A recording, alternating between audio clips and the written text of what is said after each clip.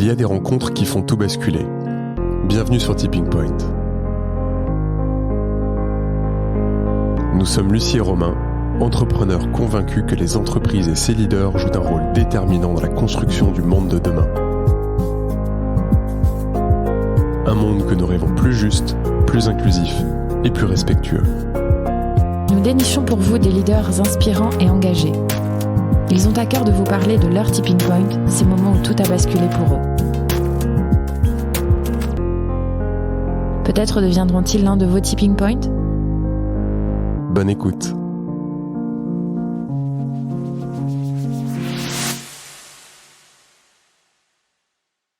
Bon, Antoine, merci mille fois d'accepter de co-créer avec nous un bel épisode de Tipping Point. Merci infiniment à vous de m'inviter et de me donner cette possibilité d'échanger avec vous, de partager. Ouais. T'as connu Antoine grâce à Laurent de Villers, qui est passé sur Tipping Point. C'est lui le tout premier épisode avec lui qu'on avait enregistré la toute première fois. Il nous avait chaudement recommandé d'acheter ton livre « Levons-nous, être dirigeant au XXIe siècle ». Alors on l'a fait, on l'a lu très sincèrement, et c'est pas parce que tu es avec nous là ce matin, mais il y a assez peu de livres, en tout cas qu'on lit, où chaque phrase a vraiment de la valeur et où on a envie de relire chaque passage, d'annoter chaque idée. Tu sais, parfois tu lis des livres, il y a des moments qui t'intéressent bien, d'autres moments où ta pensée vagabonde ailleurs et puis tu reviens. Là, c'est assez... moi, je trouve que c'est vraiment incroyable. Chaque phrase, chaque passage, chaque mot, tout est bien choisi et tout apporte quelque chose. Donc, c'est vraiment un livre assez extraordinaire dans lequel tu livres ton chemin personnel de dirigeant, d'homme, d'entrepreneur. Et c'est vraiment ça aussi qu'on avait envie d'explorer avec toi ce matin. Tu es un leader éclairé. Est-ce qu'on peut dire ça ? C'est peut-être... Je ne sais pas si on peut dire ça. En tout cas, merci déjà, Lucie, pour ce que tu partages, parce que c'est le premier livre que j'ai écrit. Je ne sais pas si j'en en écrirai d'autres. A priori, j'en ai l'envie parce que j'ai pris beaucoup de plaisir à le faire. J'aime transmettre. Et après, leader éclairé, en tout cas, qui essaie de l'être, qui essaie de grandir, de devenir chaque jour, si possible, une meilleure personne. Et j'ai essayé de passer beaucoup de ça dans ce livre. Je suis heureux de pouvoir en parler ce matin de ça ou d'autres choses en fonction de là où vos questions nous amèneront.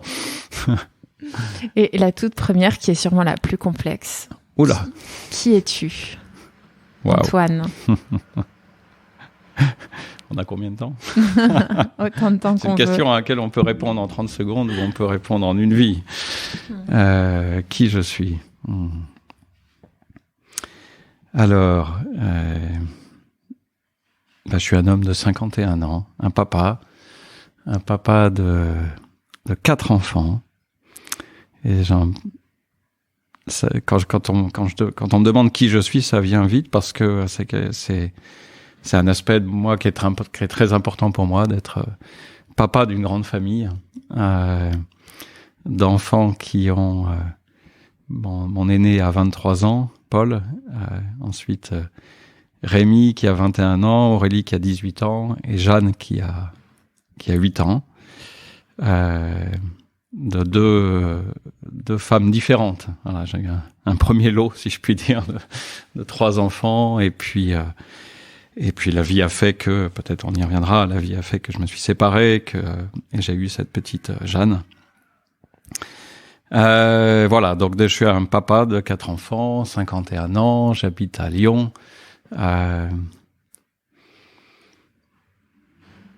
Je me définis aujourd'hui, si je devais me définir aujourd'hui professionnellement, et c'est assez nouveau pour moi, je me définis aujourd'hui comme un entrepreneur social. Et avant ça, j'ai eu beaucoup d'autres identités professionnelles sur lesquelles on pourra revenir. Je crois que je suis avant tout quelqu'un de profondément humaniste. C'est quelque chose qui me m'habite depuis toujours, que je dois certainement beaucoup à mes parents, d'être toujours dans un questionnement sur le sens des choses, sur comprendre les choses, sur essayer de décortiquer, et puis d'essayer de faire des choses bien, de faire des choses bien au sens de faire des choses utiles. Donc quelqu'un d'humaniste, quelqu'un de passionné, qui aime la vie et qui l'aime sans doute encore plus maintenant que jamais. On reviendra sans doute sur différents épisodes qui m'ont amené là où je suis aujourd'hui, mais voilà, quelqu'un qui est profondément amoureux de la vie et je suis un optimiste aussi, malgré tout. Ça peut être difficile de l'être aujourd'hui, mais moi je le suis fondamentalement. Voilà, une première réponse de qui je suis. Tu viens d'où exactement ? Une question qui pourrait amener des réponses sur différents angles. Sur un angle géographique, j'ose le dire, je viens de Paris.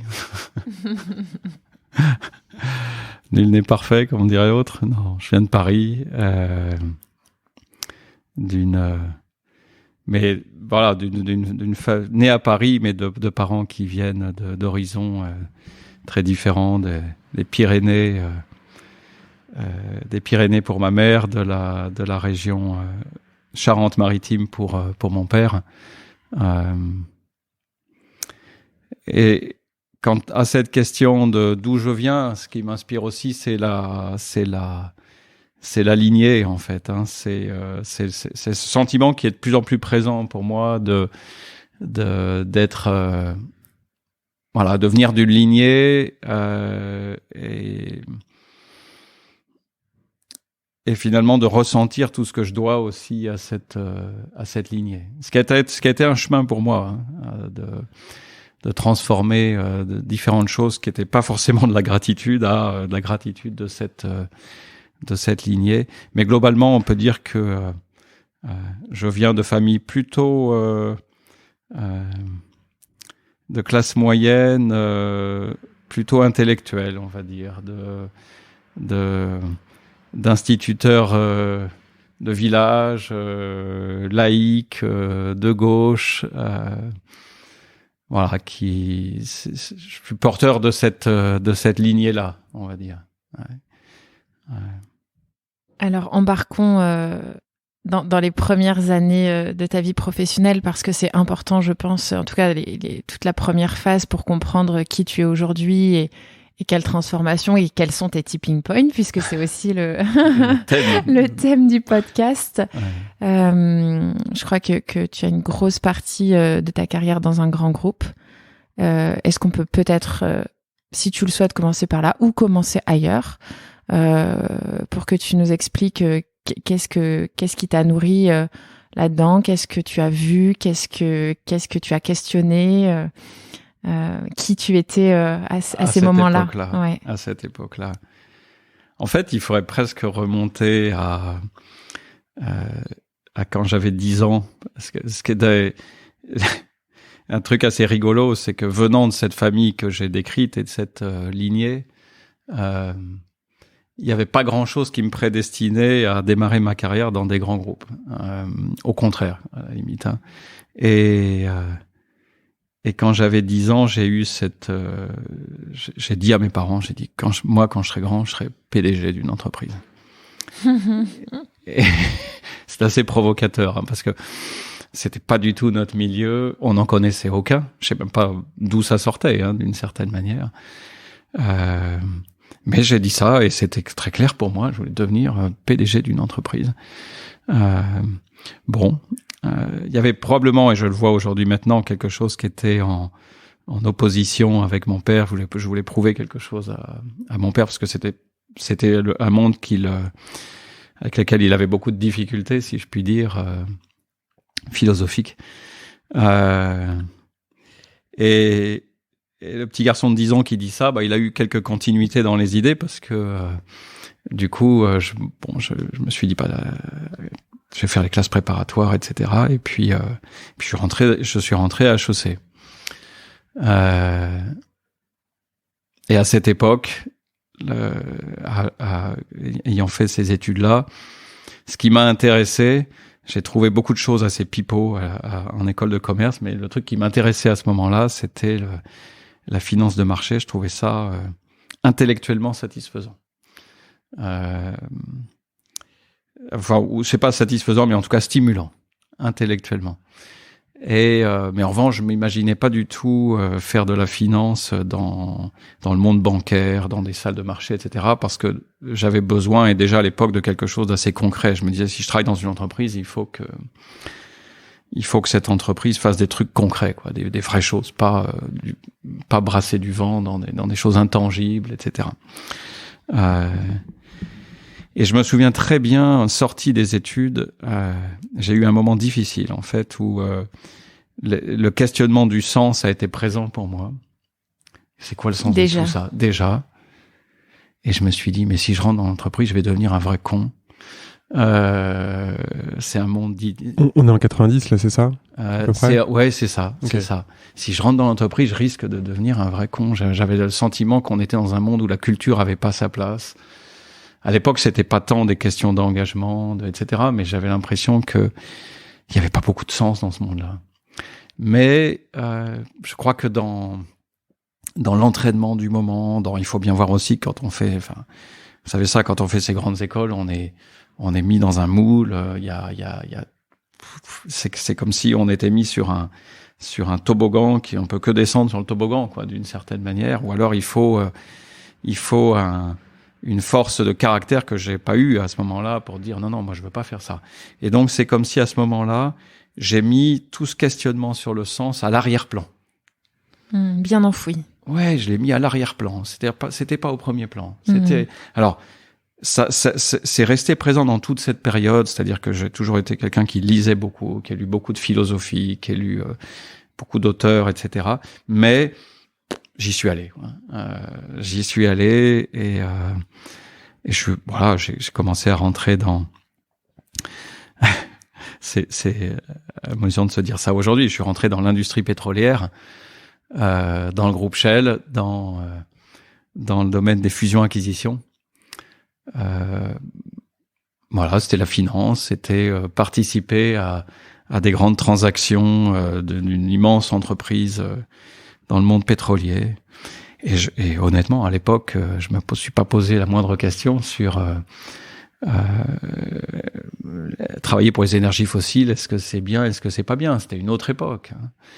Et je dirais, l'ego était assez flatté de dire, grande entreprise, Shell, etc. Et puis tu vas voyager partout. Et donc, je suis rentré dans ce monde-là.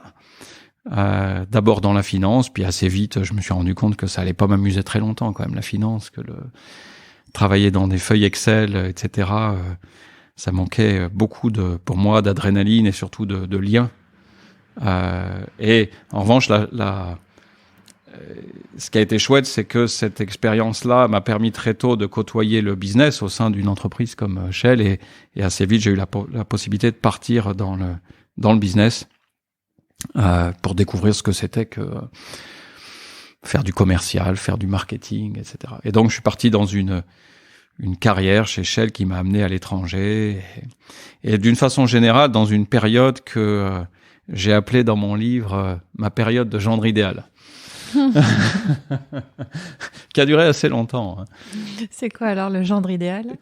En fait, c'est comme si j'étais sur un truc tout tracé à l'époque où j'ai fait les grandes écoles, je me suis marié avec Christine que j'ai rencontrée à HEC aussi, donc j'avais une jolie femme, hyper intelligente. On a eu 3 enfants qui étaient super. Tout se passait bien. On a la chance que les enfants soient en bonne santé. Professionnellement, je gravissais les échelons. On a une belle appart à Paris, etc. Enfin, pour mes beaux-parents, j'étais le gendre idéal. Le truc, c'était content d'en parler dans les soirées, quoi. C'est la publicité, là. Ouais, c'était Et moi, alors évidemment, j'ai donné ce nom-là à cette période avec le recul. Dans ce moment-là, j'étais un peu, je pense, grisé quelque part par tout ça. Puis le questionnement du sens était bien en arrière-plan. L'ego était flatté, ça se passait bien. À ce moment-là, est-ce qu'il y a des passerelles parfois entre ce qui est en arrière-plan et ce que tu affiches, ou en tout cas ce que tu montres ou que tu es même? Tu viens le questionner, ou ça revient de temps en temps? En fait, ça vient à travers les lectures. Pour moi, à ce moment-là, ça vient à travers les lectures. C'est comme s'il y avait un moi professionnel qui est dans le moule. Et il y a un autre moi qui trouve sa ressource dans la lecture, beaucoup dans la philosophie, dans ces années-là. Et je crois que ça me permet de traverser cette période-là. Alors il y a des petites crises à certains moments, mais c'est comme si des petites crises de sens, mais c'est comme si tchac, je remets le couvert et je dis bon allez, on y va. Et à ce moment-là de ma vie, je suis entre 30 et 40 ans, il n'y a pas vraiment d'alternative qui se dessine, c'est une autre époque. Tu es heureux? Je suis c'est une bonne question. J'avais vu un film, je sais plus du tout ce que c'était que ce film, et à un moment donné, il y avait une question, il y avait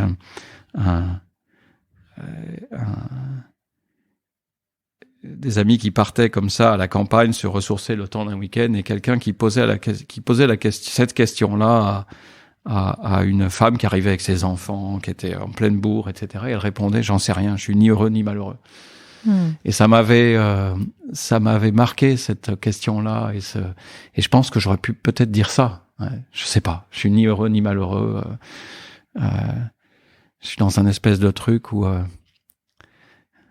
il y a un proverbe zen qui dit, il y a une petite histoire zen qui dit où un homme voit un cavalier arriver et sur son cheval, et il demande au cavalier où vas-tu? Et le cavalier répond, je sais pas, demande au cheval. Et ce proverbe zen est très marquant parce que je crois qu'il parle j'aurais pu dire ça, je sais pas, demande au cheval. C'est-à-dire, dans cette période-là, c'est pas le repère intérieur, c'est pas moi véritablement qui donne la direction. C'est autre chose. C'est toutes les injonctions extérieures, c'est les il faut que, c'est bien que, c'est le gendre idéal, quoi, qui a pas vraiment fait des choix pour lui-même. Et tu es quel type de manager dans cette période?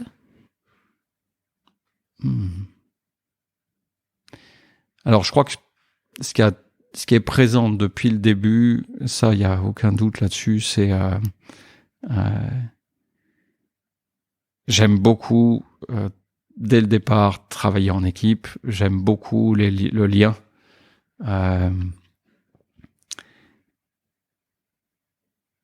J'aime beaucoup co-construire, déjà, dès le départ. Je pense qu'on peut dire que très vite, je suis un manager dans comme on dit, participatif. Hein, pas du tout. Alors moi, l'autorité, c'est pas mon truc. Je noue assez souvent d'ailleurs des relations avec pas mal d'affect avec les gens avec lesquels je travaille, ce qui peut m'être reproché à l'époque. Vous connaissez ça, hein, genre Antoine, ne mets pas trop d'affect dans ton management. Et là, moi, ça fait partie des choses que je comprends pas. Je dis, si je mets pas d'affect, je fais quoi? Ouais. Mais on entend ça dans les grands groupes, les émotions, etc. Donc moi, je fais le contraire. Et dans les choses dont je vois très vite qu'elles m'apportent beaucoup de plaisir, c'est de voir des personnes prendre confiance, c'est de voir des personnes grandir, comme on dit. Il y a rien qui m'apporte plus de plaisir dans cette période-là que de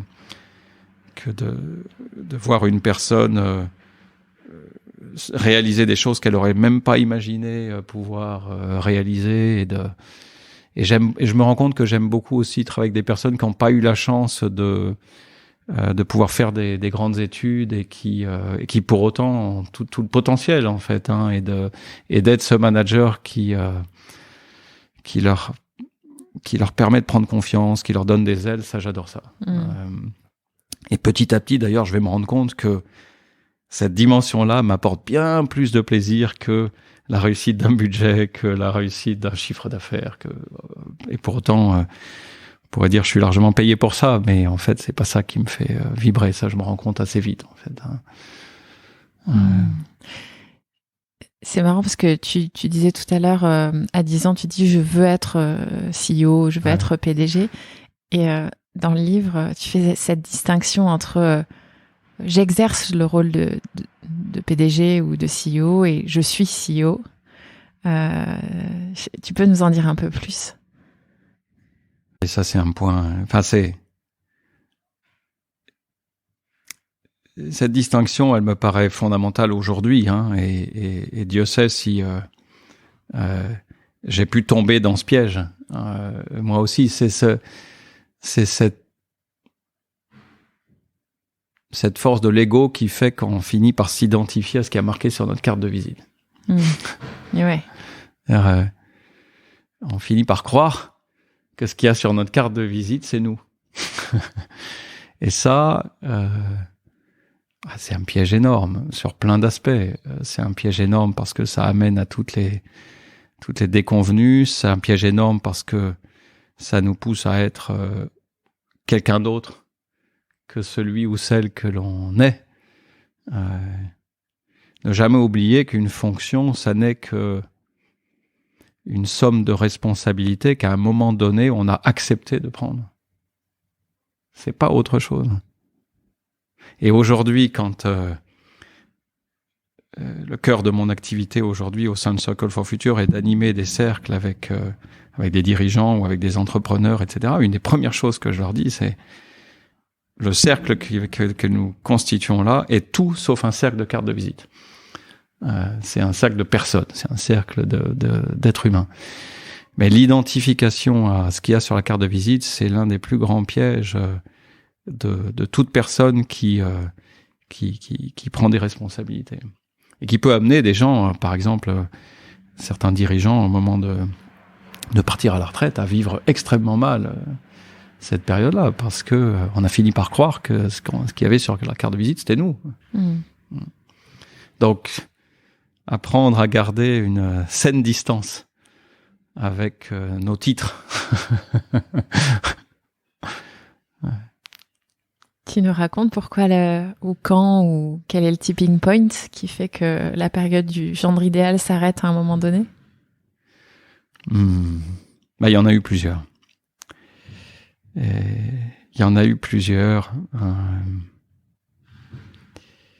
dirais probablement la plus marquante a été pour moi celle qui a été le début de toute autre chose.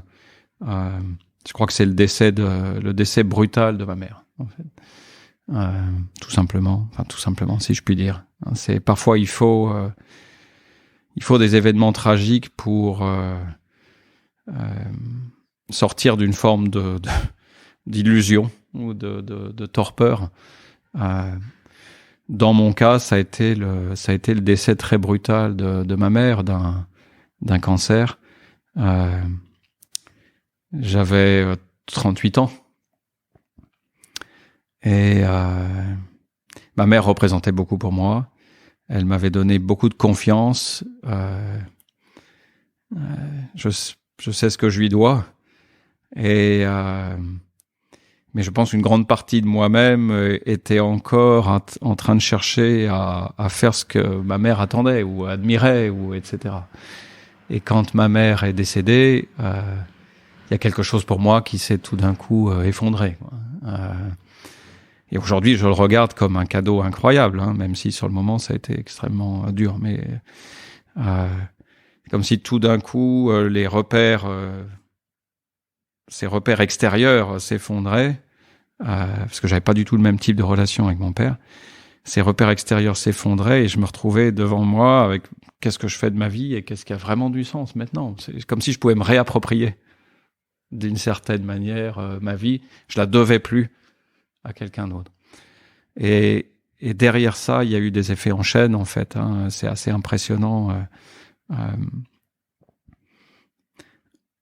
Moins d'un an après, je me séparais de ma femme, chose que j'aurais jamais cru possible. Le gendre idéal se sépare de sa femme, un truc incroyable. J'aurais jamais cru ça possible. Bon voilà, mais la vie a fait que il y a beaucoup de choses qui ont volé en éclats à ce moment-là. Bon, période très difficile pour moi dans ma vie parce que je suis un petit peu déchiré de toutes parts. Et déjà à ce moment-là, le questionnement professionnel est là. Il y a les voix intérieures sont de plus en plus fortes. Elles ont été libérées d'une certaine manière par le décès de ma mère.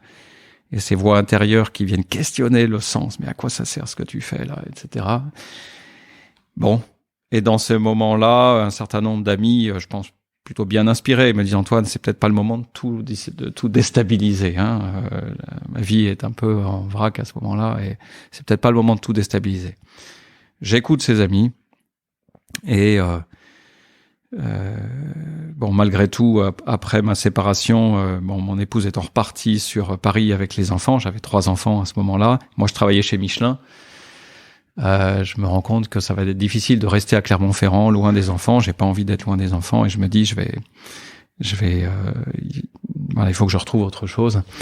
Et je suis recruté par Rhodia à Lyon. Alors bon, c'est pas Paris, mais c'est plus facile quand même. Dans un poste où je m'occupe de la stratégie pour une très grande entité mondiale qui fait des plastiques de haute performance. T'enchaînes là quand même. Ouais, j'enchaîne là, hein, c'est fort. Et c'est marrant de revisiter ça évidemment. Mais ça me permet de retrouver une forme de stabilité dans quelque chose qui reste ma zone de confort. Bon, mais évidemment sans surprise, une fois que j'ai pris ce poste-là et que par chance ma vie personnelle se stabilise, je rencontre quelqu'un, je me remarie. Et donc, les voix intérieures reviennent de plus en plus fort. Faut dire qu'en plus, j'ai un poste où, si on lit entre les lignes, en tant que vice-président de la stratégie pour cette entité mondiale, mon job, c'est contribuer à réduire les activités et l'empreinte industrielle en Europe de l'Ouest et développer des partenariats, acquérir des activités en Asie, parce que le groupe a l'œil rivé sur l'Asie. Et moi, je suis papa de 4 enfants, ma petite dernière vient de naître, je suis un Européen convaincu, et je me dis, mais c'est à ça que sert mon boulot. Et le pompon est probablement effectivement un autre point de bascule. C'est une réunion du comité exécutif auquel je participe. Et on doit valider un plan social, un PSE comme on dit, pour 2 usines, qui affecte 2 usines en France. Et on est dans ce cas typique d'une entreprise qui est déjà très rentable. Hein. À l'époque, peut-être, je sais pas, moins 12% de retour sur capitaux employés, mais c'est pas assez. C'est pas assez parce que d'autres entités du groupe font mieux. Et puis d'autres concurrents font mieux. Et donc, vous savez, le sujet, c'est pas d'être rentable, c'est d'être plus rentable que le reste du marché. On est dans une absurdité. Et donc, l'un des objectifs de ce plan social, c'est d'aller chercher un peu plus de rentabilité encore en déplaçant des activités vers l'Asie. Et comme il y a souvent dans ces COMEX, il y a ce tour de table où chacun doit s'exprimer pour à la fin prendre une décision. Et au moment de s'exprimer sur ce point, en fait, j'ose pas dire ce que je pense vraiment. Je ferme ma gueule. Je dis quelque chose qui est neutre, hein, d'une certaine manière. Alors qu'en moi, ça boue. Hein, je suis hyper mal en fait, hein, mais j'ose pas. Et je me dis quelque part, mon esprit rationalise en disant de toute façon, la décision est déjà prise, donc à quoi ça sert ce que tu vas dire, etc. En fait, là, j'ai peur. Hein, la réalité, c'est que j'ai peur à ce moment-là. Je me crois naïvement impuissant. Aujourd'hui, j'aurais pas ce regard-là. Mais à ce moment-là, je me crois impuissant et donc je dis bon. Et je rentre le soir chez moi. Ouais, j'en ai encore des frissons de le raconter. Je rentre le soir chez moi, j'étais tellement mal. Et je dis à ma femme, je lui dis, mais je peux pas rester. Je peux pas rester. Mon travail peut pas servir à ça. Et ce jour-là, j'ai pris une décision. J'ai dit, je vais quitter ce monde-là, parce que j'ai pas la naïveté de penser que l'herbe est plus verte ailleurs. Dans d'autres grands groupes, cotés en bourse, etc. Je crois pas ça. C'est le 3e grand groupe dans lequel je travaille. J'ai pas la naïveté de penser que l'herbe est beaucoup plus verte ailleurs. Je dis, il est temps pour moi de quitter ce monde-là. Mais pour faire quoi? Et c'est à ce moment-là que je vais chercher une coach pour m'aider dans cette réflexion, parce que j'ai jamais eu la chance d'être coaché. J'ai eu l'occasion de faire coacher plusieurs fois des gens de mes équipes, mais j'ai jamais eu la chance moi-même d'être coaché. Et donc je vais chercher une personne sans en parler à ma boîte, à mon patron, en lui disant, écoute, je sais vraiment ce que je ne veux plus. C'est-à-dire, je ne me projette plus dans l'ascension, dans le statut, en gros, le petit garçon qui voulait être PDG, là, ça le fait plus rêver d'être PDG de ses... Voilà, j'ai atteint déjà pas mal de responsabilités, mais aller au-dessus, ça me fait plus du tout rêver. J'ai besoin de retrouver du sens, j'ai besoin de me sentir utile, mais je sais pas encore ce que je veux faire. Voilà, ça, c'était et ça a été un chemin magnifique, hein, pendant 9 mois, finalement, le temps d'une gestation, pour à la fin me dire, waouh, mais c'est génial ce métier de coach, et moi j'ai envie de le faire avec des chefs d'entreprise, des PME. Et pourquoi à l'époque j'ai dit ça? C'est parce que ce qui m'apporte à l'époque, mon sentiment d'utilité à l'époque, c'est de dire, c'était il y a 10 ans, hein, c'était est-ce que je contribue à créer de l'emploi dans mon pays ou en Europe? Et j'avais vraiment le sentiment qu'en travaillant pour les grands groupes, c'était pas le cas, en fait, hein. Les grands groupes ont l'œil rivé hors de l'Europe et en tout cas hors de France. Et je me disais, si je peux aider des PME à créer de l'emploi, à ne pas délocaliser, à innover, au moins mon boulot aura du sens. Voilà. Et je suis parti là-dessus. C'était quoi les risques, là, pour le coup, de sortir du rang?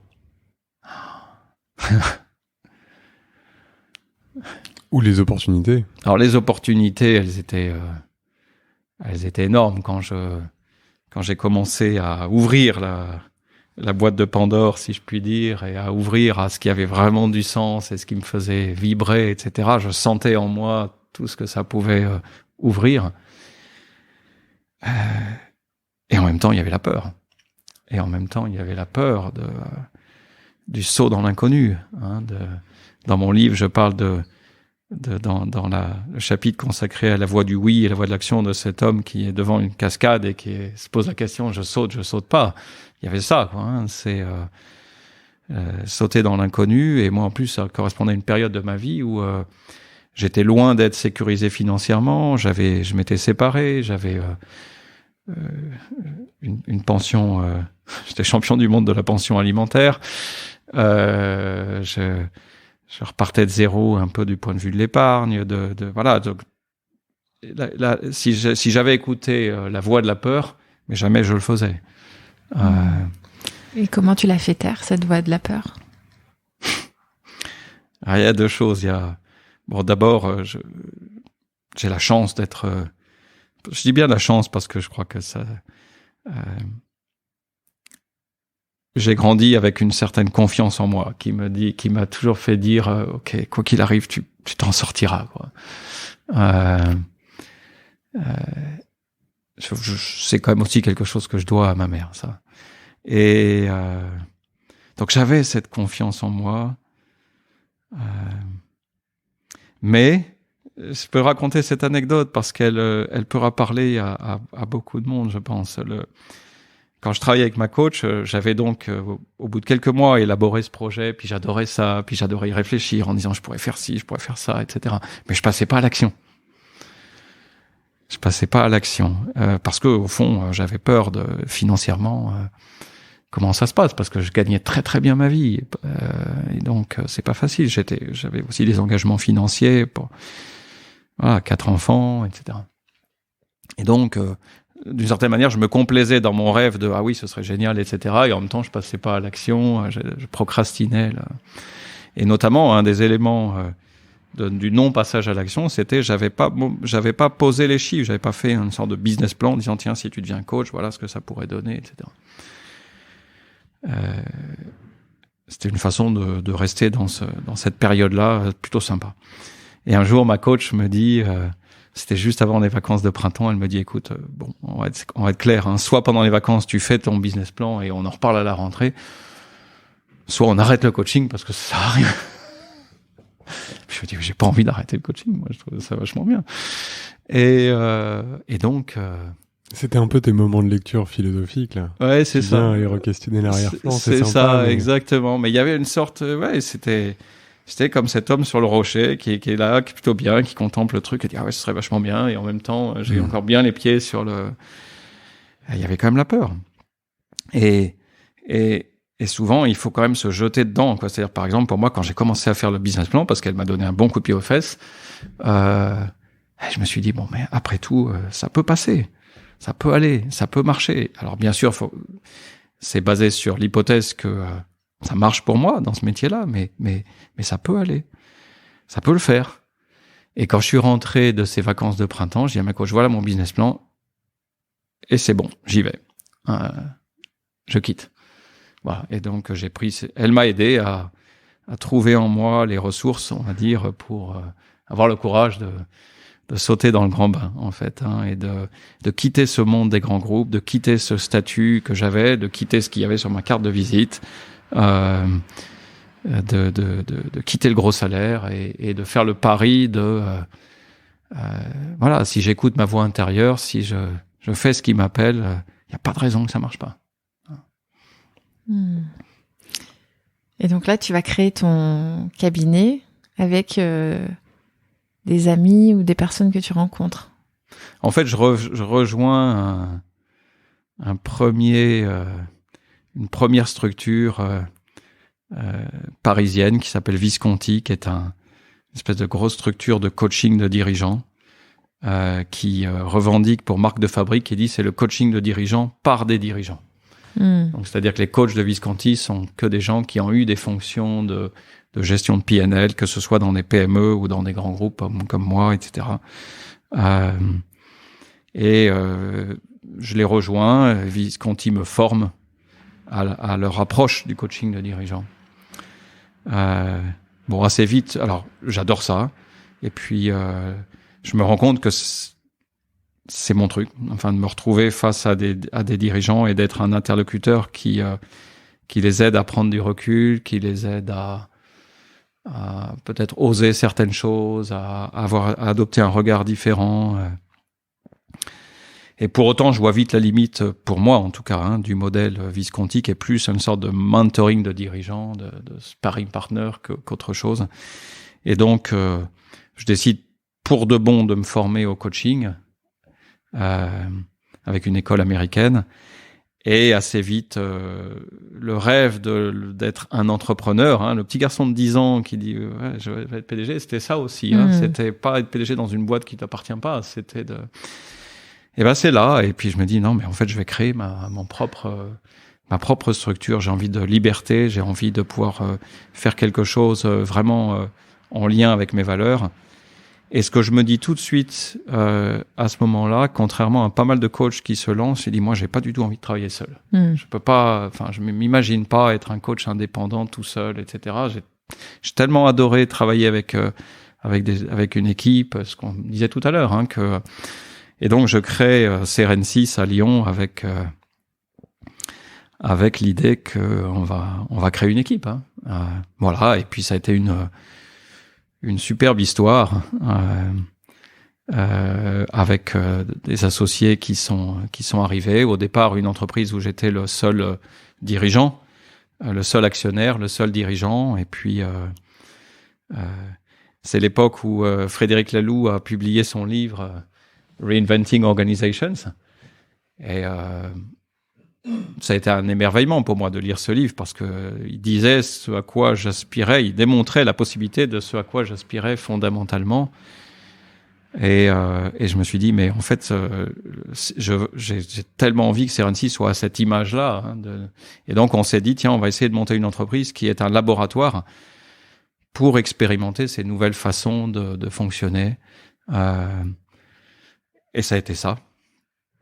Et à l'époque, alors, ce qui était mon engagement au tout début, comme je vous l'ai dit, c'était être utile à mon pays, à l'Europe, participer à la création d'emplois, a évolué vers contribuer à rendre l'entreprise plus humaine, parce que ça, c'était quelque chose qui j'avais tellement vu et tellement été témoin de la déshumanisation du travail que je me disais, mais on peut pas se résoudre à ça. Il y a autre chose qui est possible. Et donc, le tournant qu'on a pris chez Serency, ça a été vraiment de comment on participe de réintroduire l'humain.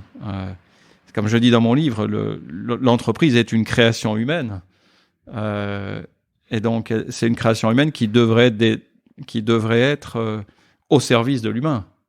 Parce qu'à quoi ça sert que l'humain crée quelque chose qui soit pas au service de l'humain. Mais pourtant, c'est ce qu'on a créé. On a créé des entreprises qui, parfois, ont l'impression d'être tout sauf au service de l'humain. Pour quelle raison ? Pour quelle raison on regarde, mais pourquoi il y a un mal-être grandissant finalement au travail, dans les entreprises ? Ah, c'est une grande question, ça.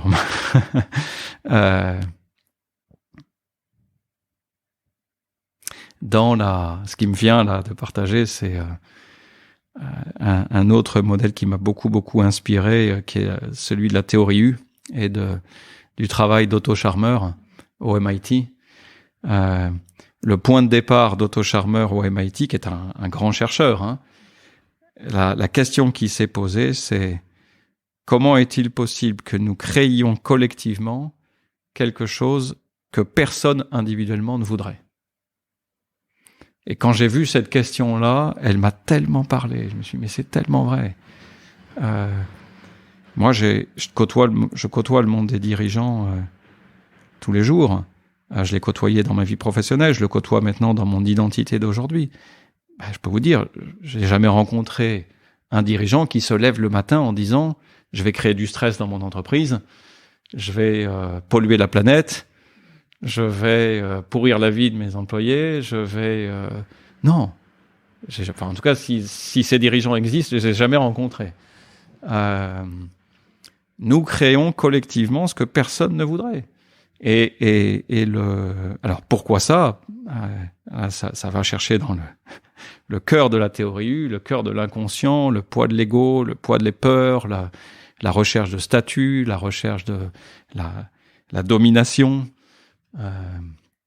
toutes ces choses-là qui font que la croyance autour de la compétition, la croyance autour qui font que on a créé un monde d'entreprise en hyper concurrence. Moi, il y a une chose qui me sidère, d'une certaine manière, si on prend un tout petit peu de recul par rapport à ça. Depuis 30 ans, on invente des technologies qui sont censées nous rendre la vie plus facile et nous faire d'une certaine manière, nous faire moins travailler, nous donner plus d'efficacité dans ce qu'on fait.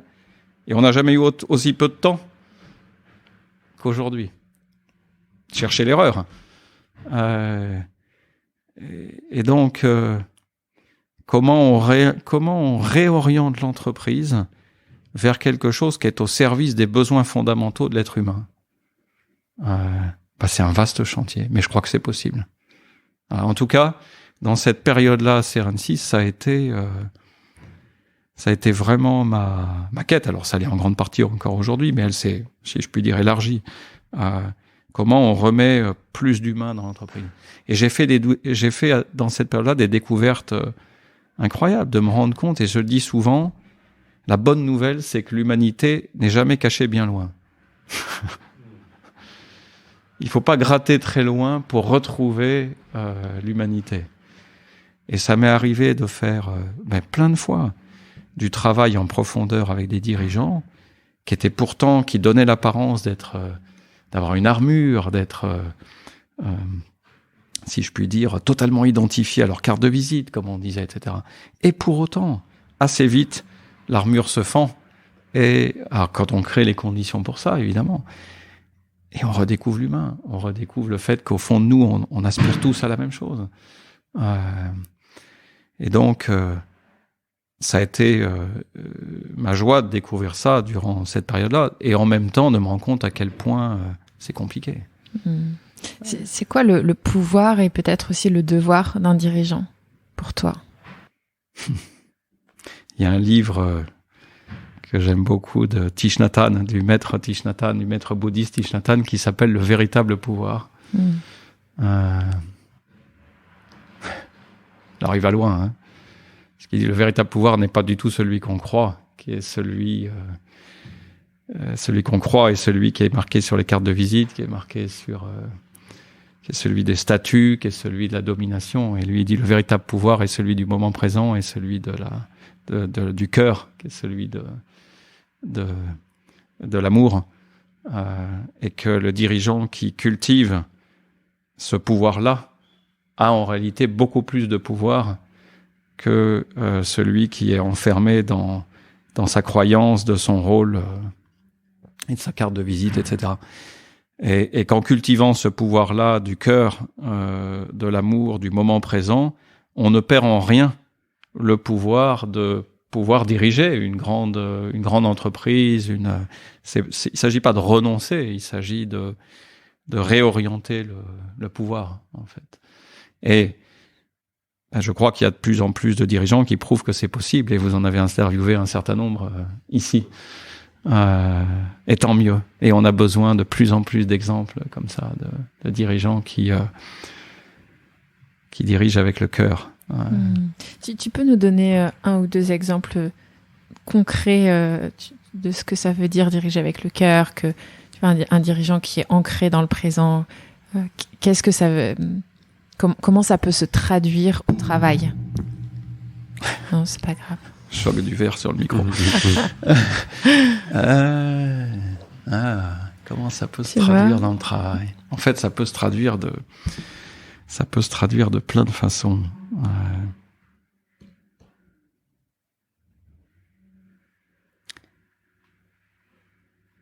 Première chose qui me vient, c'est dans la relation au temps.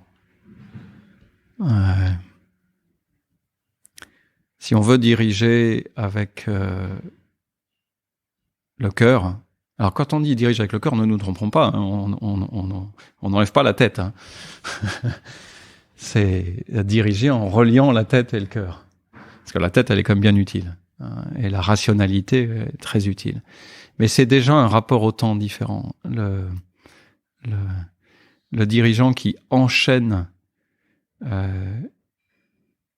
les réunions, les rendez-vous comme un hamster dans sa roue, et qui donne pas le temps de la rencontre, qui donne pas le temps de l'échange, qui donne pas le temps de l'échange informel, ne peut pas entrer dans cette dimension du cœur et de la relation.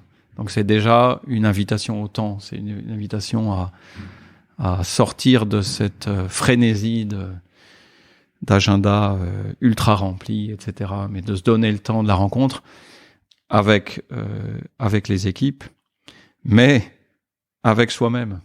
Et ça commence par ça, la rencontre avec soi-même, c'est-à-dire les dirigeants qui sont dans cette dimension-là ont du temps avec eux-mêmes. Du temps pour réfléchir, du temps pour aller se promener, du temps pour s'ouvrir à d'autres choses. Vous savez, en neurosciences, on dit que l'activation du cerveau droit, qui est celle de l'intuition, qui est celle de la vision, elle vient, et c'est largement démontré aujourd'hui, elle vient dans les temps calmes. Elle vient dans les temps où le cerveau est au repos, comme alors pour certains ça va être dans une séance de sport, pour d'autres ça va être dans une promenade en forêt, pour d'autres ça va être en montagne, chacun peut avoir sa façon de. Mais dans des exemples concrets, c'est ça aussi, c'est les dirigeants qui savent se donner du temps pour eux. Après, de manière très concrète aussi, Je crois beaucoup à la pratique de la méditation, à la pratique de la pleine conscience, et on voit de plus en plus de dirigeants qui ont adopté ces pratiques-là de façon laïque. Moi, c'est quelque chose que j'ai découvert il y a une dizaine d'années, et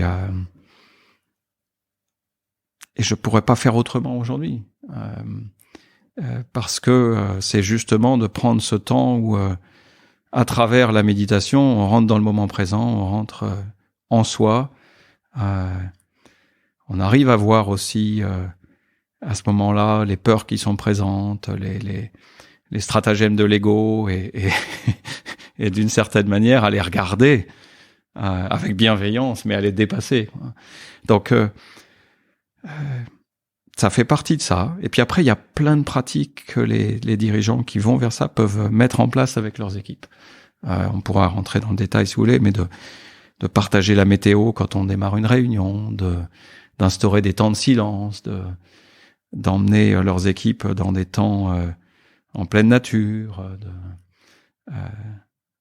et vraiment d'inviter à ce que quand les décisions soient prises de manière explicite, pas simplement avec la tête. C'est qu'est-ce que vous ressentez, c'est aussi l'autorisation de l'intuition. Voilà. Donc quand on commence à rentrer dans cette perspective-là, on se rend compte qu'on ne perd rien, mais on gagne beaucoup. Et donc le dirigeant doit aussi changer le tempo de l'entreprise, parce que s'il change son rapport au temps, je prends des structures cotées par exemple qui tous les trimestres doivent publier leurs comptes, il y a une forme d'urgence en fait à clore le quarter, à avoir des bons chiffres, à avoir des meilleurs chiffres parce qu'on est soumis à la cote.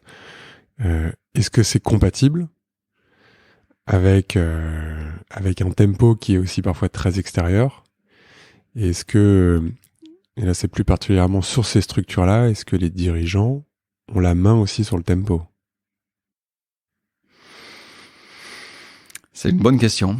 Et il faut pas se raconter d'histoire. C'est plus compliqué dans les entreprises qui sont soumises aux lois du marché, qui sont soumises et c'est pour ça aussi que je rencontre aujourd'hui nombre de dirigeants qui font le choix de ne plus se soumettre à cette loi du marché, de trouver d'autres façons de se financer pour sortir de ce tempo infernal et de cette... Il n'y a pas que le tempo, et de cette pure logique financière. On pourra y revenir. De cette pure logique financière. Donc oui, à l'évidence, cette question-là de revoir la notion du temps,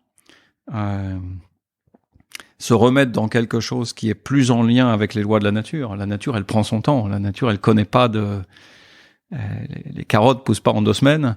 Comme on dit, elles poussent pas plus vite quand on tire dessus. Et au fond, retrouver un rapport au temps qui est plus en lien avec la nature, ça paraît orthogonal avec le monde des entreprises cotées.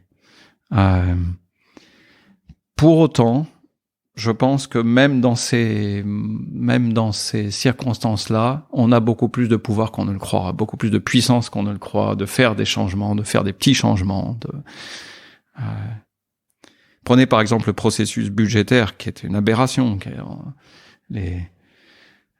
j'ai connu moi largement dans les grands groupes, etc., où on a une énergie considérable de l'organisation qui va être utilisée à construire une soi-disant prévision du futur. Alors la vie nous a démontré, si jamais on avait des doutes, que l'avenir est totalement incertain et que les choses se produisent. Mais les entreprises, certes, continuent à dépenser une énergie humaine considérable à bâtir des budgets, etc. Bon. On peut faire le choix, tout en continuant à servir au marché ce dont il a besoin, d'y passer beaucoup moins de temps. Un dirigeant a cette possibilité-là, de dire, plutôt que de passer 1 million de jours hommes dans un grand groupe à construire le budget, on va en passer que 10 000. je connais pas les chiffres, mais je ne serais pas étonné que dans des très grands groupes, on soit dans enfin, c'est un truc de délire, hein, le nombre de jours qu'on consacre à des choses qui servent pas grand-chose. Donc, moi, en tout cas, c'est une des choses qui m'anime aujourd'hui, c'est nous permettre de retrouver le sentiment de notre puissance, c'est-à-dire notre capacité à influer sur les choses, même quand on a l'impression qu'on est dans des systèmes extrêmement contraints. Donc oui, c'est plus compliqué quand on est dans des entreprises cotées, et en même temps, on peut faire des choses. Antoine, est-ce qu'on peut revenir un peu sur la période qu'on vient de vivre aussi, puisque le livre... alors en plus, je crois que tu l'as... Oui, c'est 2019, donc tu l'as écrit avant. Je l'ai écrit avant la crise. Et en fait, ce qui est assez extraordinaire, c'est quand même qu'il s'ouvre sur la question, qu'est-ce que cette crise vient révéler dans le monde, dans l'entreprise, chez moi? Ouais. Et en fait, moi, enfin, on a lu le livre en pleine crise, oui, parce qu'on peut pas vraiment dire qu'on soit bien passé, mais... Et finalement, il y a une assez extraordinaire résonance. Tu vois, tu l'écris en fait un peu avant, et en fait, c'est extrêmement d'actualité présente. Qu'est-ce que ça... Enfin, comment te vient l'idée d'écrire ce bouquin? Qu'est-ce qui vient en toi? Pourquoi tu le fais? Et tu vois, comment tu réponds à cette question, toi, aujourd'hui?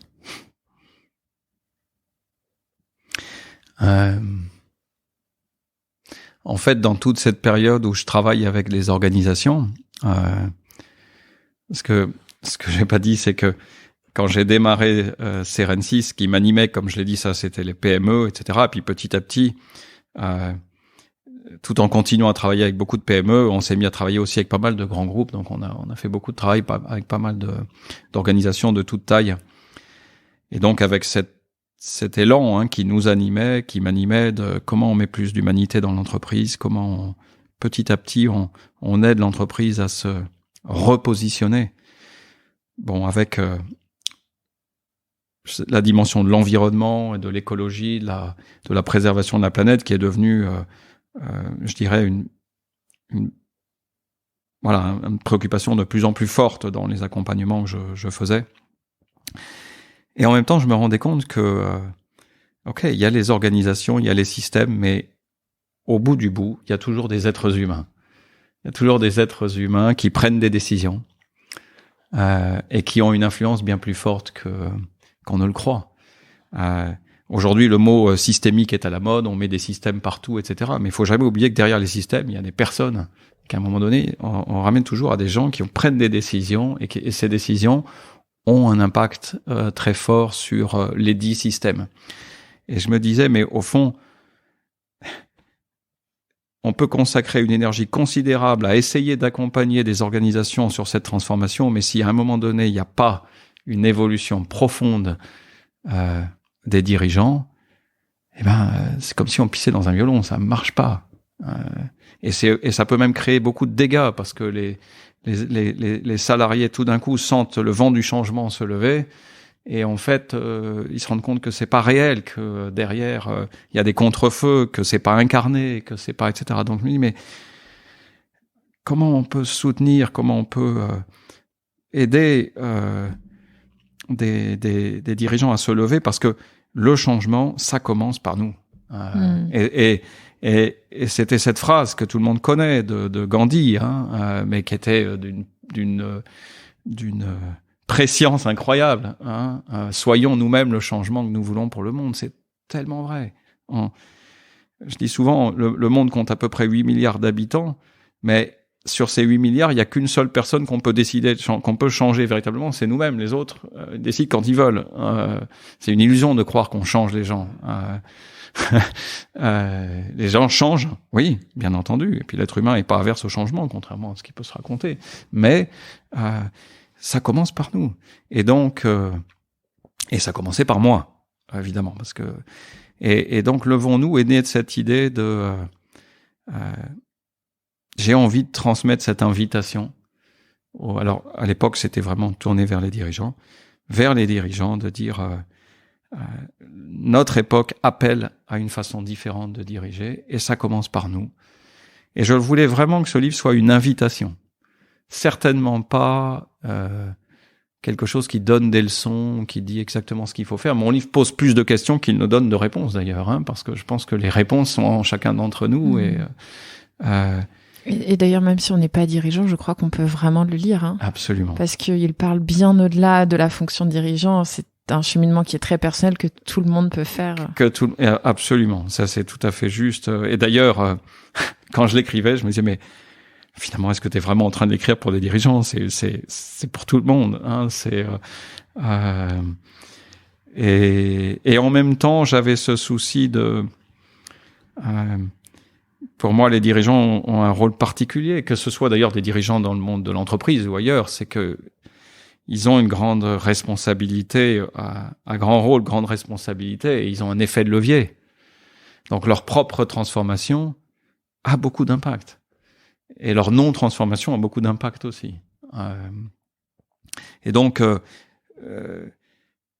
bon, je crois que l'envie d'écrire un livre, elle était présente depuis longtemps, avec beaucoup de curiosité. Pendant longtemps, j'ai voulu écrire un roman, ça s'est pas fait. Et puis, et là, je crois que c'était mûr. Hein, les fruits tombent quand ils sont mûrs, c'était mûr. Et d'ailleurs, le livre est sorti en 2 mois. Hein. Je me suis mis à la campagne. J'ai fait que ça pendant 2 mois. C'était un moment merveilleux. Et il est sorti en 2 mois. Je dis bien il est sorti, c'est comme si quelque chose, voilà, avait besoin d'être accouché, quoi. Et j'ai pris beaucoup de plaisir à ça. Et on en prend tout autant en lisant, vraiment. Je pense que je l'ai déjà dit 10 fois ce matin, mais... C'est gentil. Antoine, est-ce qu'on peut revenir sur Serensis ? Ouais. Et sur ce qui t'a amené à quitter Serensis ? Ouais. Ce qui m'a amené à quitter Serensis... Il y a une citation de Woody Allen que j'aime beaucoup qui dit si tu veux faire marrer Dieu, parle-lui de tes plans. J'aime beaucoup parce que en tant qu'être humain, on peut pas se passer d'avoir des projets et des plans, et en même temps, la vie les déjoue, la vie est par nature impermanente, et donc mon plan, c'était pas du tout de quitter Serensis. Mais la vie en a décidé autrement, dans le sens où début 2020, et en fait ça me touche particulièrement là d'en parler parce que c'était demain, ce sera l'anniversaire des 2 ans. Début 2020, le 18 février exactement, je suis diagnostiqué d'un cancer dans l'année de mes 50 ans.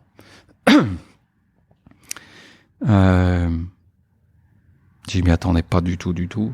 J'ai pas eu de symptômes avant. J'ai commencé à eu quelques symptômes un peu étranges au mois de janvier 2020. Et puis février 2020, je suis diagnostiqué d'un cancer à l'œsophage assez grave. Je savais même pas que ça existait d'ailleurs, un cancer à l'œsophage. Et je me croyais naïvement totalement à l'abri de ça. Je pensais avoir un mode de vie sain. J'avais jamais fumé de ma vie, etc. Et puis ça arrive. On me découvre une importante tumeur d'un cancer à un stade assez avancé dans l'œsophage. Et à ce moment-là, bon, vous imaginez ce qui peut se passer dans la tête quand on apprend quelque chose comme ça. Tout d'un coup, tout ce qui paraissait la veille ou même le matin même absolument essentiel, la réunion qu'on avait, le client à qui il fallait répondre, je sais pas quoi, etc., paraît totalement dérisoire. Parce que tout d'un coup, je prends conscience que je vais peut-être mourir. Bon, pendant quelques jours, je suis dans un état de choc, mais je me dis, bon, je vais devoir ralentir, mais je vais garder mon travail et peut-être que je vais en avoir besoin, etc. Et puis, mais ça dure que quelques jours. Assez vite, je me dis, non, la vie m'envoie quelque chose, il va falloir que je m'y consacre pleinement. Et j'arrête complètement je décide d'arrêter complètement le travail et Et j'ai la chance d'avoir des associés qui peuvent être à la manœuvre avec l'entreprise. Et je décide, moi, de me consacrer pleinement à me soigner, en fait.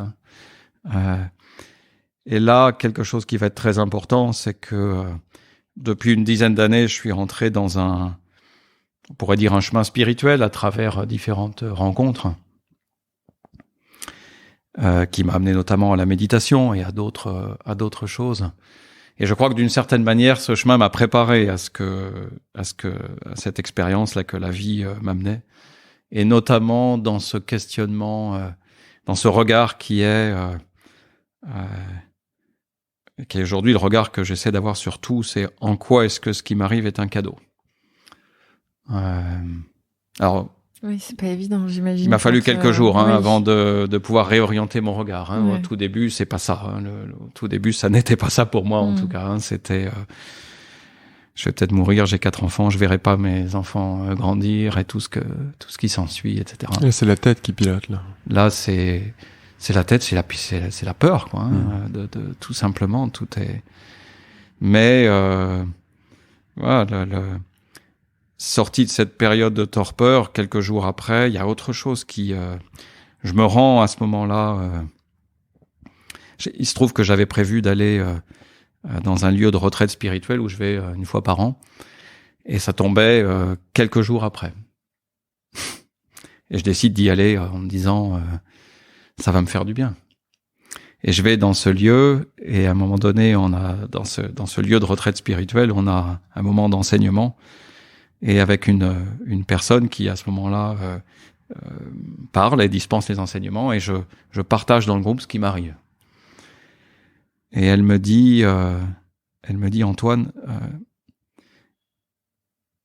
vous pouvez pas savoir le nombre de personnes que j'ai connues pour lesquelles la maladie a été l'opportunité de franchir un cap, finalement, dans le développement spirituel. Et c'est comme si la maladie venait quand on réussissait pas à passer une étape, la maladie vient pour ça, quoi, d'une certaine manière. Elle vient permettre ça. Et ça m'a totalement reconnecté à l'idée, oui, c'est un cadeau, en fait. Et à moi maintenant de comprendre en quoi c'est un cadeau. Alors en plus, les médecins étaient incapables de me dire pourquoi j'avais ce cancer. Ça rentrait pas dans les cases. En gros, toutes les cases prédictives, tiens, non, vous fumez, non, vous avez tel truc, non, machin. Je répondais non à toutes les questions. Donc, on sait pas pourquoi, alors vous avez ce cancer. Et donc, puisque la science n'était pas capable de me donner une raison, je me suis dit, à moi de donner sens à ça, en fait, tout simplement. Et ça a été mon questionnement. Ça a été, je vais découvrir en quoi c'est un cadeau. En quoi la vie m'apporte là, peut-être le plus beau des cadeaux. Et aujourd'hui, je le vois comme ça. Alors, je précise, je vais bien aujourd'hui. Je suis plus en traitement depuis plus d'1 an. Je passais par des choses évidemment difficiles, de chimiothérapie, de grosses opérations, etc. Mais c'était un cadeau. Alors en plus, j'ai vécu ce moment-là dans le confinement, parce que c'est tombé 15 jours après le démarrage de mes soins. On annonçait le confinement. Et ça a été d'abord le cadeau de vivre un moment assez extraordinaire en famille, en pleine campagne. On a choisi d'aller se mettre à la campagne, etc. Mais après, ça a été ça a été aussi le cadeau d'une nouvelle prise de recul sur qu'est-ce qui est essentiel dans la vie pour moi. De me rendre compte aussi que d'une certaine manière, j'avais été dans le déni du stress. Ça, c'est intéressant. Si on m'avait posé la question dans mes années Seren 6, qui étaient, je pourrais dire, les années folles, d'une certaine manière, où on était à fond, etc. Et si on m'avait dit, Antoine, est-ce que t'es stressé? J'aurais dit, non, je suis pas stressé, moi.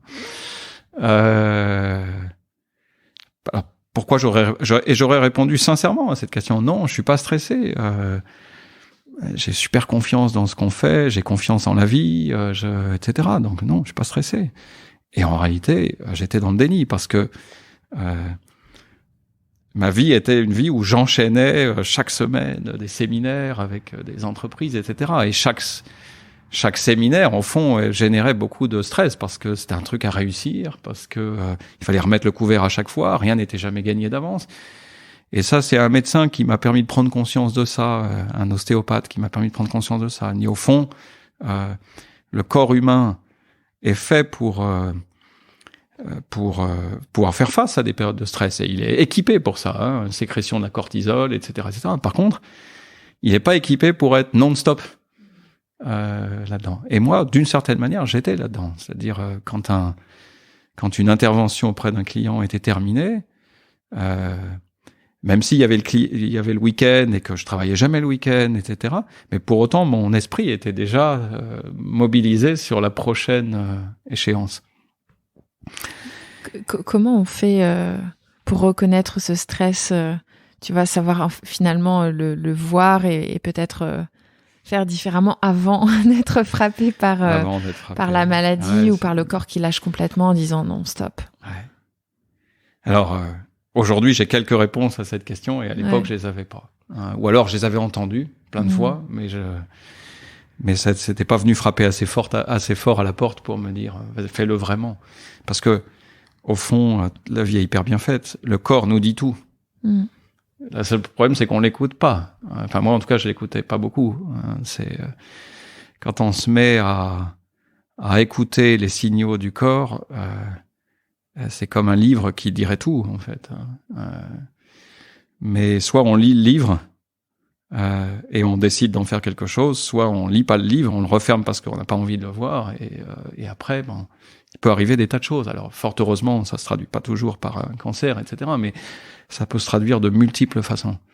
Ce qui a été très intéressant pour moi dans donner sens à ce qui m'arrivait et en quoi c'était un cadeau, ça a été de me poser la question, ok, j'ai été dans cette espèce de rythme fou, pourquoi j'étais dans ce rythme fou? La réponse facile, c'était de me dire, bah oui, parce que j'étais passionné, que j'adorais ce que je faisais. Réponse facile. C'était vrai, ça, c'était une réponse facile, mais vrai. J'adorais ce que je faisais. Mais en fait, le fait d'être au repos, de pas travailler, de pouvoir prendre du recul, ça m'a permis de m'interroger sur, au fond, c'était quoi aussi le bénéfice pour moi de faire ça. Et j'en parle là parce que je pense que ça peut parler à beaucoup de monde. Il y a souvent un bénéfice caché, le fameux bénéfice secondaire. Voilà, donc en apparence, la raison, je le faisais parce que j'étais passionné, parce que j'adorais ce que je faisais. C'était vrai.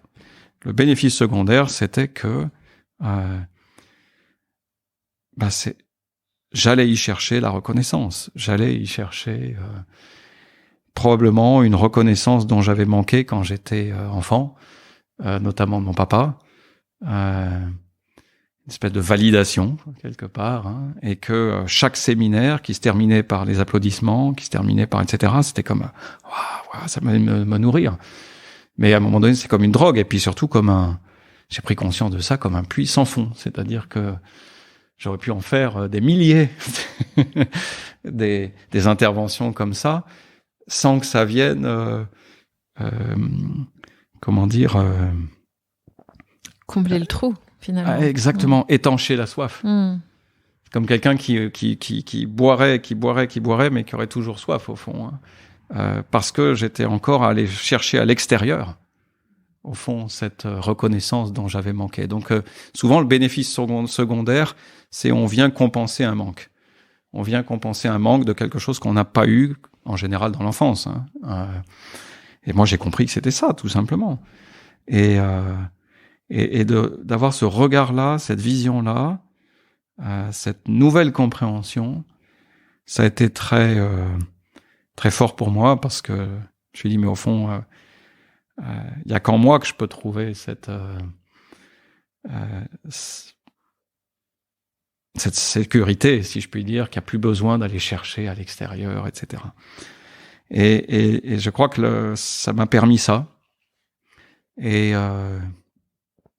au sortir au fil des mois, pendant que je me soignais, qu'on était dans ce confinement, etc., le questionnement était là. Je fais quoi maintenant? Je fais quoi maintenant? Et il y a trois choses qui me sont venues. La première, ça a été, la première chose, c'est que je veux faire de moi-même la personne la plus importante maintenant. Ça aurait été un truc que j'aurais été incapable de dire avant. Ça m'aurait paru super égoïste. Et en fait, c'est bête de penser que c'est égoïste. Au contraire, on peut pas prendre soin des autres si on prend pas soin de soi-même. J'ai une personne qui m'a donné une métaphore que j'ai trouvée très très chouette. Je partage là. Une Allemande qui s'appelle Edel Goethe, qui a créé le leadership éthique, et elle a cette métaphore. J'ai en face de moi un verre d'eau. Elle dit si vous avez votre verre qui est par exemple aux 3/4 rempli, si vous voulez donner aux gens à boire avec votre verre, qu'est-ce qui va se passer assez rapidement? Il y aura plus d'eau dans le verre. Et donc, vous pourrez plus continuer à donner à boire aux gens puisque votre verre sera vide.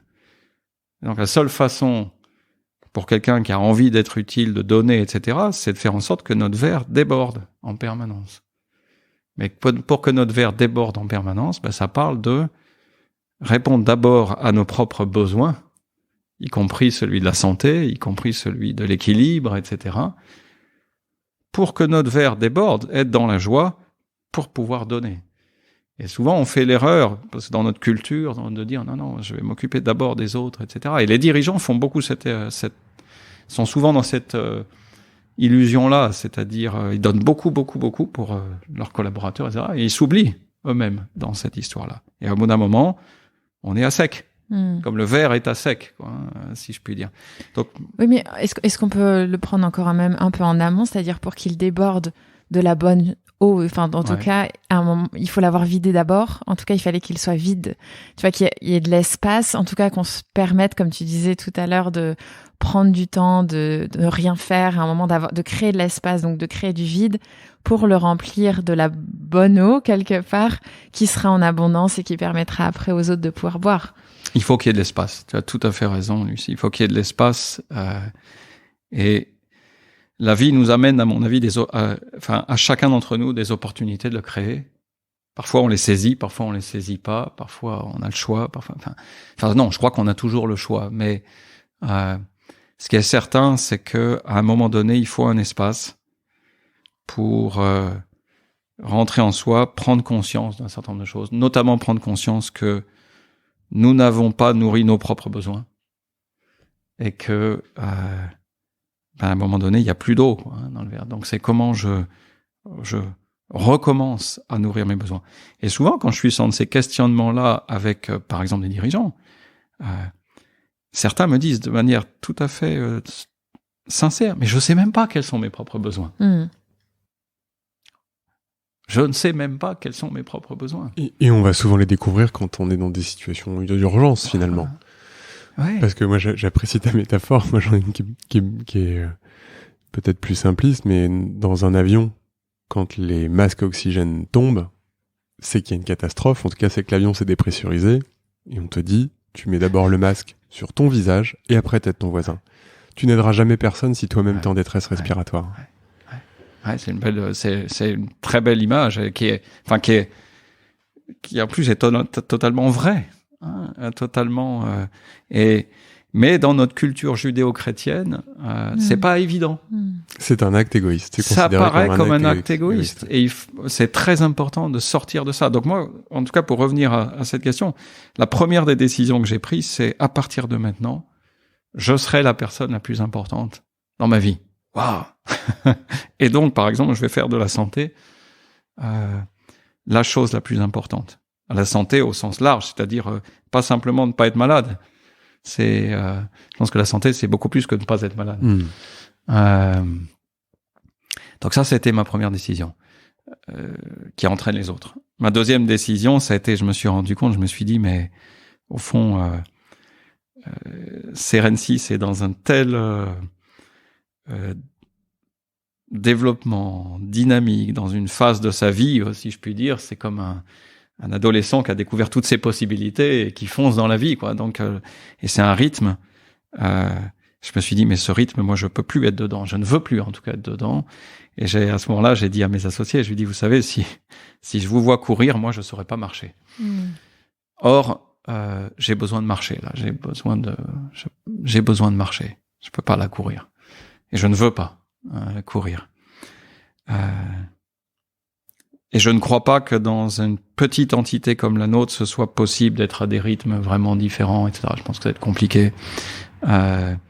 Et puis le troisième élément, c'est que je crois qu'à vraiment... il y a quelque chose qui a continué à grandir en moi durant cette période-là, qui est, au fond, où est-ce que la vie m'attend? J'aime beaucoup cette phrase de Viktor Frankl. Viktor Frankl, qui était un célèbre psychiatre autrichien qui, dont toute la famille est décédée dans les camps de concentration, qui a lui-même été enfermé dans les camps de concentration, qui en a tiré une expérience humaine extrêmement forte dans un livre qui s'appelle L'homme en quête de sens. Et ensuite, il a beaucoup travaillé sur la notion du sens de la vie et de la mission de vie. Et il disait, la question n'est pas tant qu'est-ce que je veux faire de ma vie que qu'est-ce que la vie veut faire à travers moi. Qu'est-ce que la vie cherche à faire à travers moi. Et moi, j'aime beaucoup ce questionnement-là, parce qu'il invite à une écoute très différente. C'est pas une écoute depuis l'ego. Qu'est-ce que je veux faire de ma vie, comme si on avait une espèce d'autonomie, etc. C'est qu'est-ce que la vie cherche à produire à travers moi. La vie cherche à créer plus de vie, et qu'est-ce qu'elle cherche à faire à travers moi. Et en fait, c'est vraiment ça que j'ai ressenti, moi, pendant cette période-là, de grand calme, si je puis dire. Mais au fond... j'ai écrit ce livre, Levons-nous. Et maintenant, il y a beaucoup à faire autour de comment on soutient, en fait, toutes ces personnes qui sont dans l'élan de se lever, dirigeants ou pas dirigeants. Et moi, en étant malade, en étant dans la souffrance, en fait, pour la première fois de ma vie, j'ai découvert ce que c'était qu'être soutenu. J'ai été soutenu de manière incroyable, en fait, que ce soit par ma femme, par mes enfants, par la famille, par les amis, par les clients, par les partenaires, mais vous savez, au sens être soutenu dans tout ce qu'il y a d'humain, quoi. Et probablement, ça m'a amené ce questionnement. Je me suis dit, mais au fond, qui soutient aujourd'hui, par exemple, les dirigeants qui sont sincèrement dans l'envie de repositionnement, dans l'envie d'engager leur entreprise dans une transformation profonde? Comment est-ce qu'ils sont soutenus? Parce qu'il suffit pas de dire, c'est d'une immense complexité. On demande aujourd'hui à des dirigeants à la fois d'impulser des transformations extrêmement complexes qui parfois remettent en cause la raison d'être même de l'entreprise, son modèle économique, son offre, etc. Et en même temps, on leur demande de délivrer les résultats financiers dans l'année, on leur demande à faire face à des crises exceptionnelles comme celle du Covid, etc. Enfin, les apôtres du Yaka Faucon ont toujours des tas de solutions toutes faites, mais la réalité, c'est que c'est incroyablement complexe. Et comment on soutient totalement, humainement, dans toutes les dimensions, des personnes qui sont sur cette envie de se lever. Parce que quand on se lève, il y a une chose qui est présente pour chacun d'entre nous, c'est on a besoin de sentir qu'on n'est pas seul. Parce que si on sent qu'on est trop seul, on lâche l'affaire.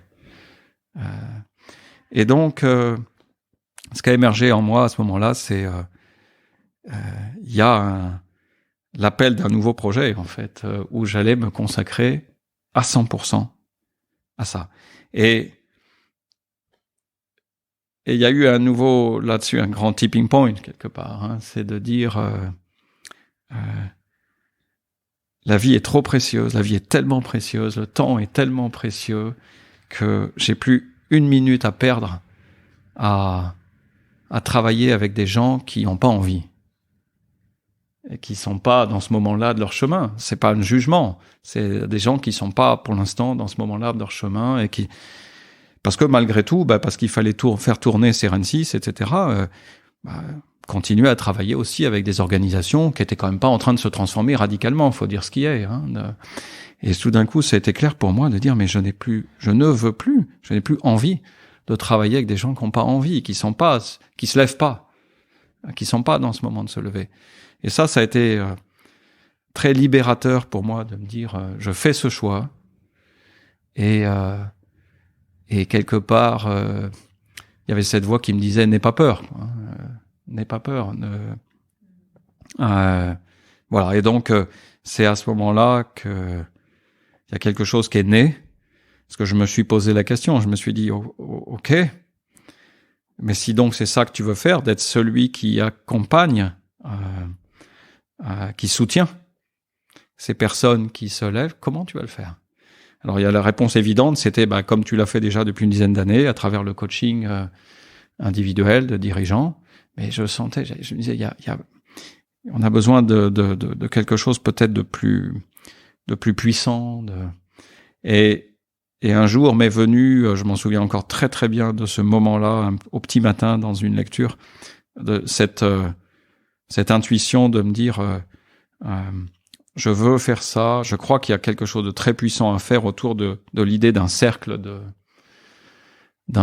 dirigeants qui seraient des personnes véritablement engagées sincèrement, qui se lèvent et qui veulent transformer, mais qui ont bien compris que ça passe par eux et qui vont être prêtes à cheminer dans la durée, ensemble, en allant très loin, à la fois dans le grandir personnellement et agir.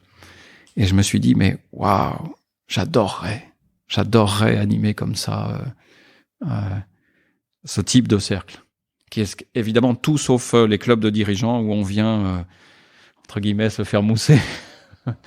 Là, c'est tout autre chose. C'est pas du tout un lieu pour que l'ego parade. C'est au contraire un lieu pour repositionner l'ego au bon endroit. Et voilà. Et donc est né ça. Et je me suis dit, à ce moment-là, au sortir de la maladie, parce que j'ai toujours eu l'espoir que j'allais guérir, à la foi que j'allais guérir, je vais créer 3 ou 4 cercles de dirigeants engagés, et puis j'habiterai à la campagne, je vais avoir beaucoup de temps pour moi, puisque je serai dans un rythme différent, et je serai le plus heureux des hommes. Et c'est ça qui est rigolo dans la vie, c'est que chasser le naturel, il revient au galop. Il y a une part de moi, quand je disais ça, que j'ignorais à ce moment-là, enfin que je ne regardais plus, qui était la part de moi entrepreneur, qui était toujours celle du petit garçon qui disait je veux faire ça, etc. Et assez vite, je me suis dit mais au fond, c'est tellement ça, et j'y crois tellement que c'est trop dommage de faire ça, que pour 3 ou 4, le monde a tellement besoin aujourd'hui il y a une telle urgence à soutenir les personnes qui se lèvent, parce que grâce à Dieu, je crois que jour après jour, il y a de plus en plus de gens qui se lèvent. Moi, j'ai en tout cas cet optimisme-là, de voir que à tous les niveaux, chaque jour, il y a des prises de conscience qui font, et des gens qui disent je ne veux plus continuer comme avant, et je veux. Donc des gens qui se lèvent, il y en a de plus en plus. Mais comment on les soutient? Comment on fait en sorte que de cet élan-là naissent des grands projets, etc. Et je me suis dit, mais c'est trop bête. Tu peux apporter plus que ça. Et c'est là qu'est né véritablement, alors que j'allais mieux, le projet Circle for Future, et cette idée de travailler sur quelque chose qui pourra se démultiplier, de manière à avoir un impact très élevé, en fait. Et c'est ce sur quoi je travaille aujourd'hui. 4 jours par semaine.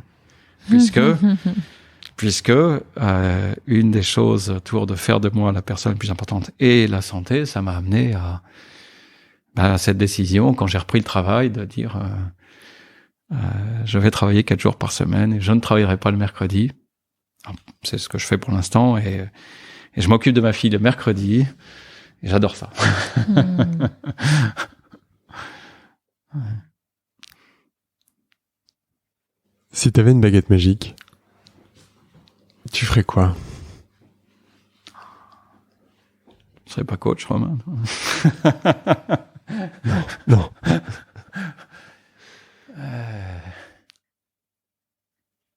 Alors, j'adore cette question parce que ça fait longtemps que je me la suis pas posée.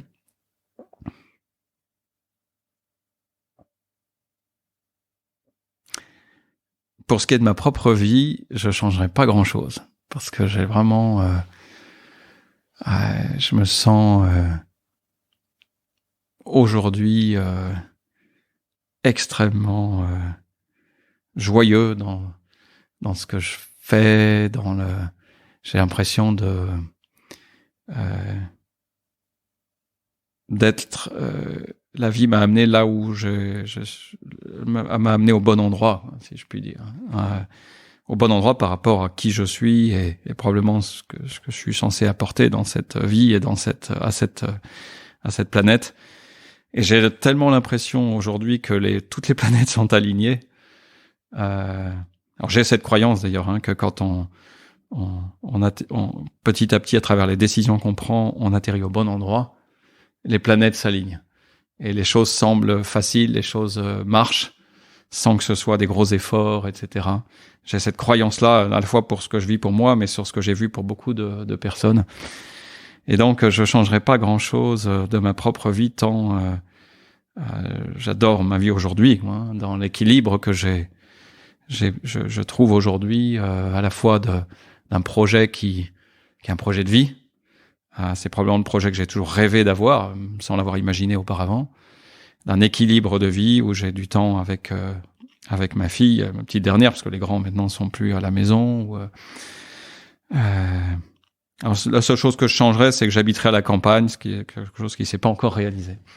Après, si j'avais une baguette magique, c'est plutôt le monde que je changerais, évidemment. C'est plutôt le monde que je changerais, d'un monde qui retrouve la boussole. Je pense que notre monde a perdu la boussole.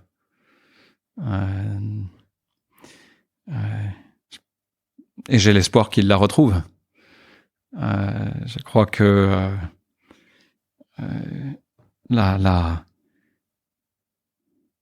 on est en train de vivre en tant qu'humanité probablement ce qu'on a besoin de vivre pour prendre conscience et franchir un cap. Le cadeau de la maladie. Ouais, pour exactement, nous tous. exactement. C'est-à-dire le cadeau de la maladie pour nous tous. L'humain a joué avec ses possibilités, avec sa puissance extraordinaire, avec son cerveau, en oubliant qu'il avait autre chose qu'un cerveau, en se croyant en dehors de la nature.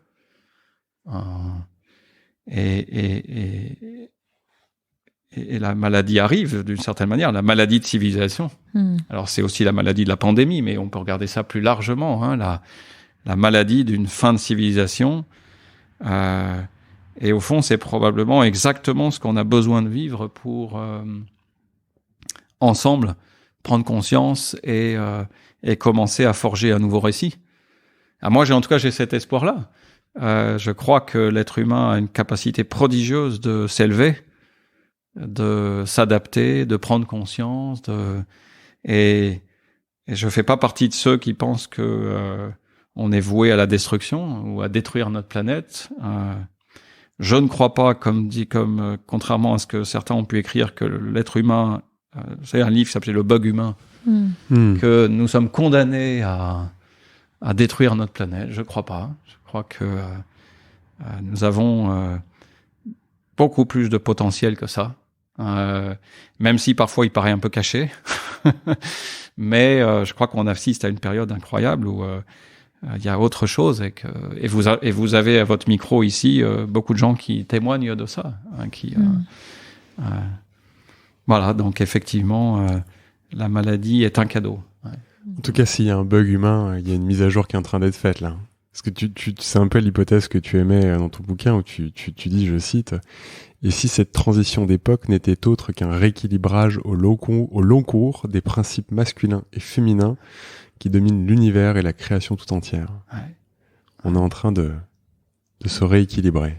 Oui, ouais, je crois que c'est un angle de lecture en tout cas. Je prétends pas qu'il soit le bon, mais c'est un angle de lecture moi qui m'a frappé. C'est que je pense qu'on a quand on s'intéresse au yin et au yang et au Tao, on voit que ce principe masculin-féminin qui domine l'univers agit à tous les instants, mais sur des espaces de temps qui vont de l'instantané à des très grandes périodes, comme quelque chose de totalement entrelacé. Mais c'est un principe d'équilibre, et donc le déséquilibre réamène l'équilibre. Et en tout cas, moi, un angle de lecture, effectivement, que je proposais dans le livre, c'est de dire probablement que on est allé très loin dans le déséquilibre du côté du masculin. Et quand on dit masculin, dans ce sens-là, c'est pas homme, hein, enfin, en tout cas, c'est pas que homme. C'est l'énergie. C'est cette énergie masculine. On est allé très loin. On a testé ce que ça donnait. Et on a vu que ça donnait des choses super et des choses moins super. Parce que tout n'est pas rejeté, bien entendu, dans tout ça. Et je crois que, oui, l'époque est en train de nous amener petit à petit ce rééquilibrage par le féminin. Alors ça peut nous amener à regarder, par exemple, à quel point il est essentiel de voir des femmes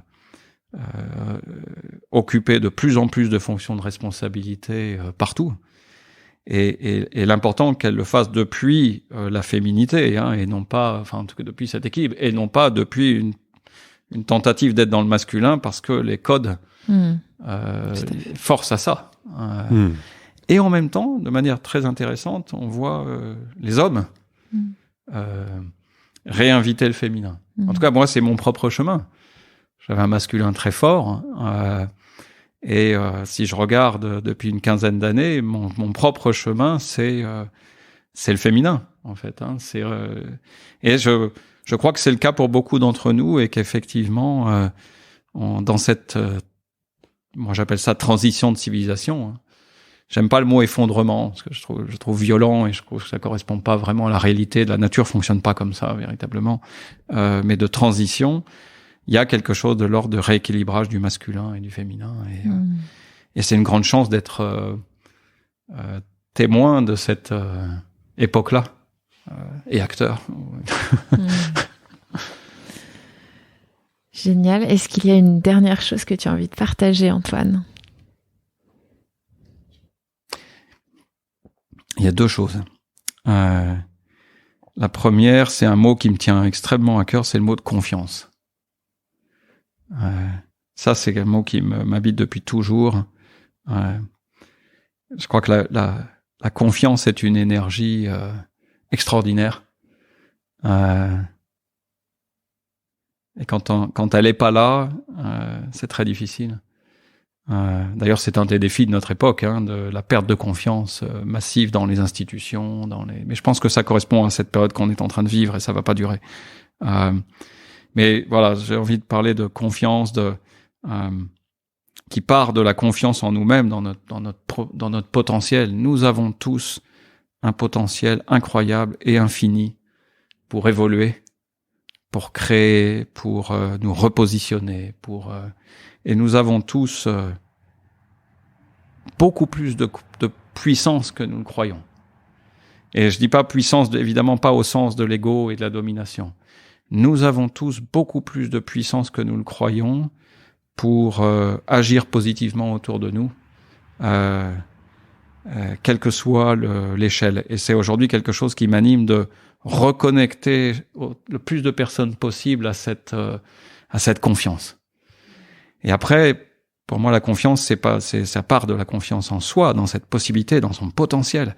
Et ensuite, c'est la confiance dans l'autre, parce que l'autre aussi a du potentiel. Tout le monde a du potentiel. Donc, c'est la confiance dans le potentiel de chaque personne. Et enfin, c'est la confiance dans la vie.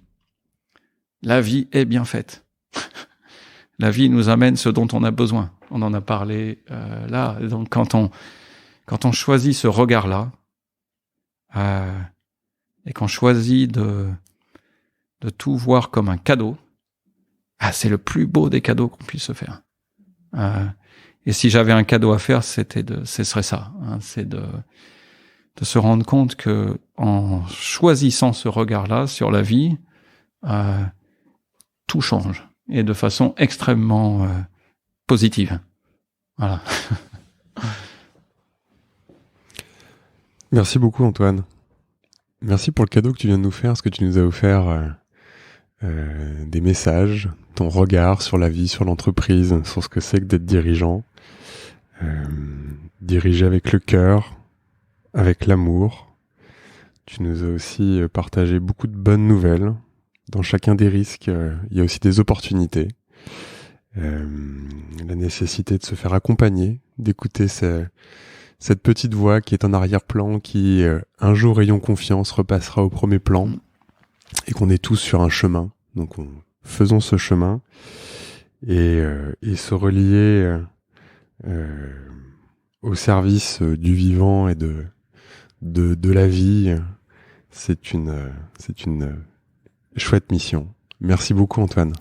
Merci infiniment pour votre invitation. J'ai pas vu le temps passer. Merci. Merci. Merci beaucoup. C'est fini pour aujourd'hui. Nous espérons que cet épisode vous a inspiré. Retrouvez toutes les infos et les épisodes sur notre site tippingpoint.fr, tipping-point.fr. Si vous avez aimé, n'hésitez pas à partager l'épisode le plus largement autour de vous et à mettre 5 belles étoiles pour nous aider à nous faire connaître. À bientôt!